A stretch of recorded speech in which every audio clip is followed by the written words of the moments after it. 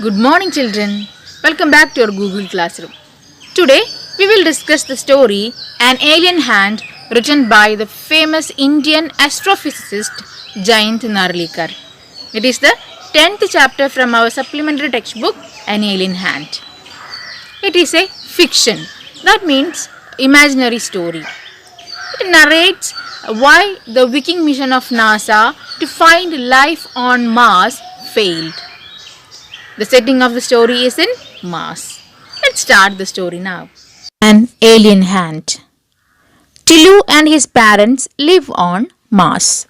However, they do not live on the surface of the planet. They live beneath the surface under artificial conditions.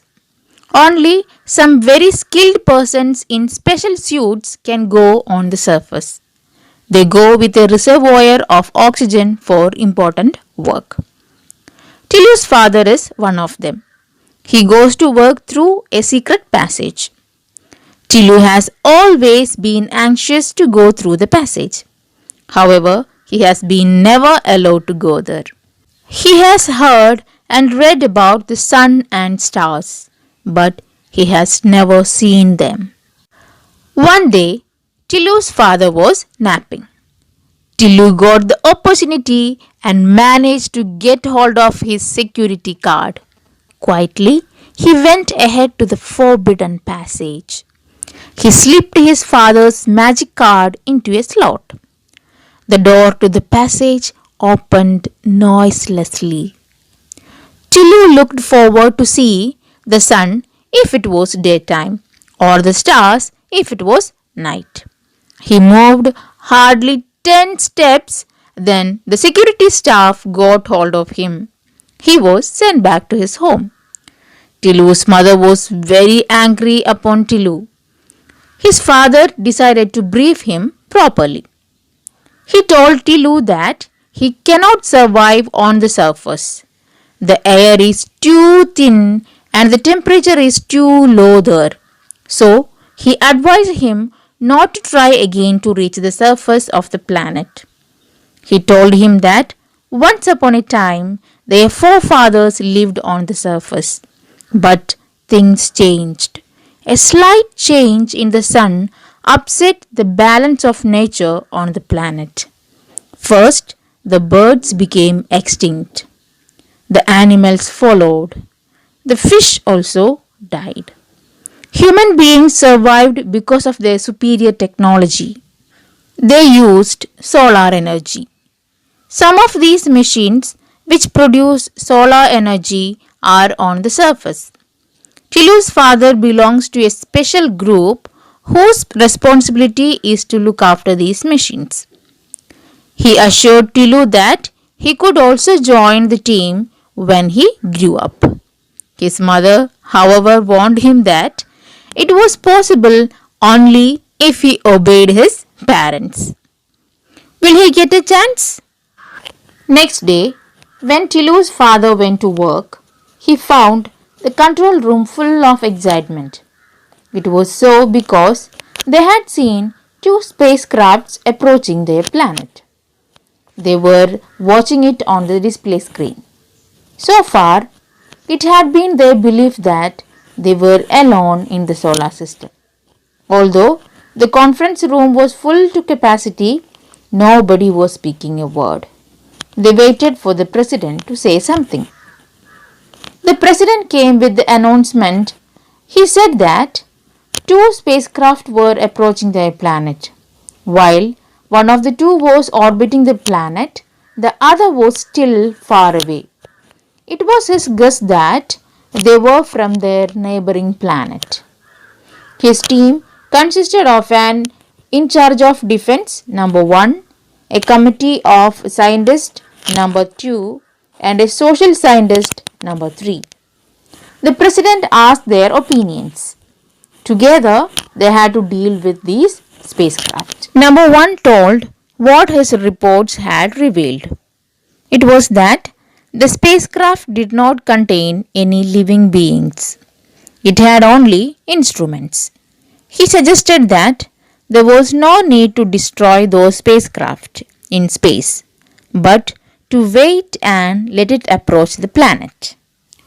Number 2 told that they didn't know the technology and the intentions, so they should watch passively and not to reveal their existence.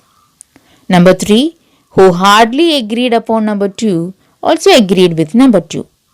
He explained that their planet condition gives the impression of no life. They should minimize their activities to do that. Just then, the president got the message that the first spacecraft had landed. It was a red letter day in Tilu's life. His father had brought him to the control room. From there, he could see the alien spacecraft on the TV screen. He looked with great interest at a panel with several colored buttons on it.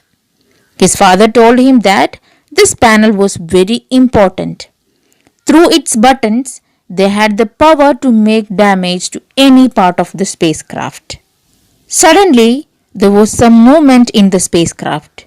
All eyes were now glued to the TV screen. A mechanical hand was coming out of the spacecraft. It bent and touched the soil. Everyone in the control room was watching with great interest. Tilu could not contain himself. He pressed the red button on the panel. There was a shrill whistle. His father pulled him away roughly. Then he restored the red button in its earlier position. But the damage was done. The mechanical hand of the spacecraft had ceased work.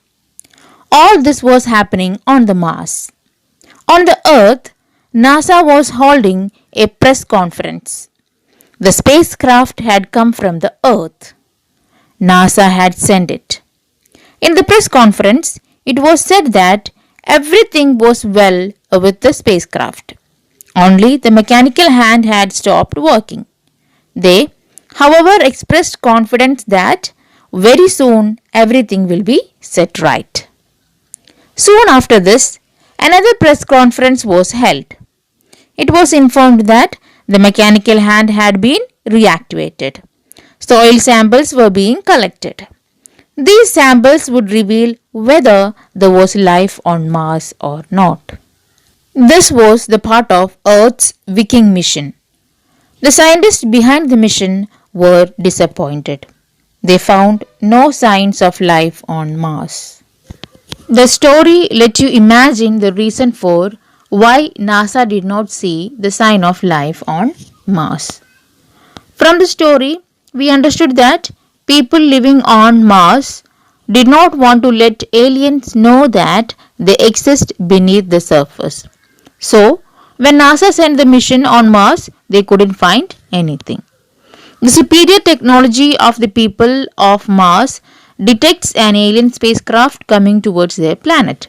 But this spacecraft was actually the Viking 1, which is sent from Earth to investigate if there is any life on Mars. But now also it's a mystery for us. That's our story. That's all for today. A YouTube URL is attached. Watch the video. A test paper is also included. Submit your answers as soon as possible. We can meet in the next class with a new topic. Thank you.